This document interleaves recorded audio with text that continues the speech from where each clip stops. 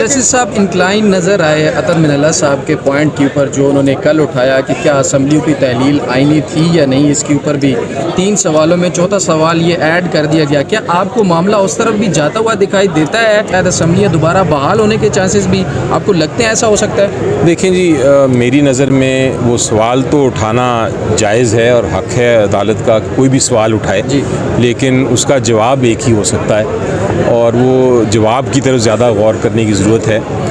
अगर आइन आपका कहता है कि वो असेंबली चीफ मिनिस्टर डिज़ोल्व कर सकता है तो उसके बाद अदालत उसको रिव्यू मेरी नज़र में नहीं कर सकती।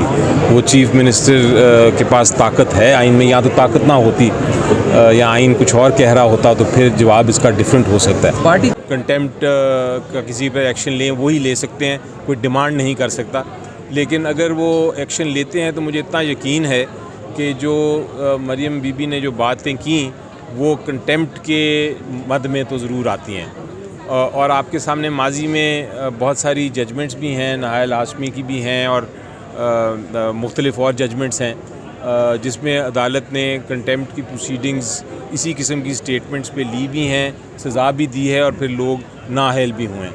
तो ये पोजीशन है। अब देखिए अगर अदालत लेती है इसके ऊपर नोटिस तो फिर क्या रिज़ल्ट हो सकता है। एंड में अदालत माफ़ भी कर सकती है। फ़ारूक एच नाइक साहब की तरफ से फुल बेंच बनाने की इस्तदा की गई है, साथ में 2 जजेस पर एतराज़ भी लगाया है। तो 2 जजेस पर अदम एतमाद का इज़हार करते हुए फुल बेंच की डिमांड किस हद तक वो काबिल कबूल या काबिल नज़र लगती है कि उसके ऊपर कोई अमल पैरा होने के लिए कुछ सोचा जा सके? कैसे पॉसिबल होगा कि एतराज़ भी है और फुल कोर्ट भी मांग रहे हैं? ये आपने बड़ी अच्छी कॉन्ट्रडिक्शन, मैं भी सोच रहा था जब वो एक तरफ बहस कर रहे थे कि हमने डिमांड उनकी ये थी कि 2 जज साहिबान ना बैठें क्योंकि वो उनके मुताबिक पहले अपना माइंड डिस्क्लोज़ कर चुके हैं। उसके बाद बेंच की तरफ से एक ऑब्जर्वेशन आई कि फुल कोर्ट क्यों ना बना दें, तो उस पर एकदम सब ने अपना वो इतराज़ छोड़ दिया और ये कहा कि आप फुल कोर्ट बनाएं। तो ये आपकी बात दुरुस्त है कि अगर आपको 2 जज साहिबान पे इतराज़ है तो फिर वो 9 मेंबर में तो इतराज़ रहता है लेकिन फुल कोर्ट में वो इतराज़ ख़त्म हो जाता है।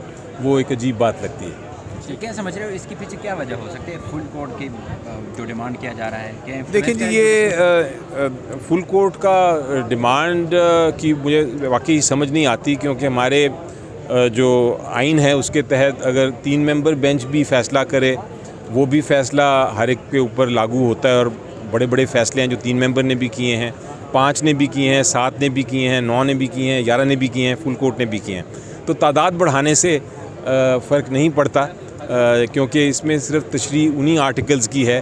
वो चाहे 3 जजेस उस पर तशरीह करें, 9 करें, 11 करें, फुल कोर्ट करें, वो डिमांड की मुझे कोई हैसियत नहीं लगती। उसके अलावा चेयरमैन के कहने पर असम्बलियाँ तहलील की गई हैं, जस्टिस अतर मिनल्ला साहब का कहना है। इस सूरत में वज़राए आला को भी तलब किया जा सकता है कि आपने किसकी मर्ज़ी से की हैं या क्यों की हैं?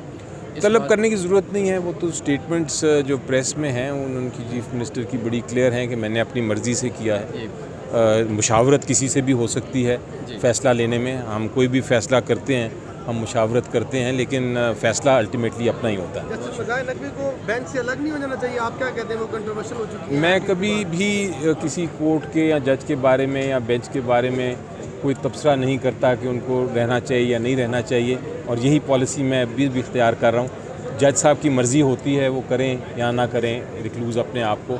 अगर वो कर देते हैं तो उनकी मर्ज़ी, नहीं करते तो बैठ के वो फ़ैसला आइन और कानून के मुताबिक ही करेंगे। सर क्या आप भी बाद में इतराज़ करेंगे? 2 जजेस नाजा हो जाते हैं बेंच से, क्या फिर आप भी इतराज़ उठाएंगे?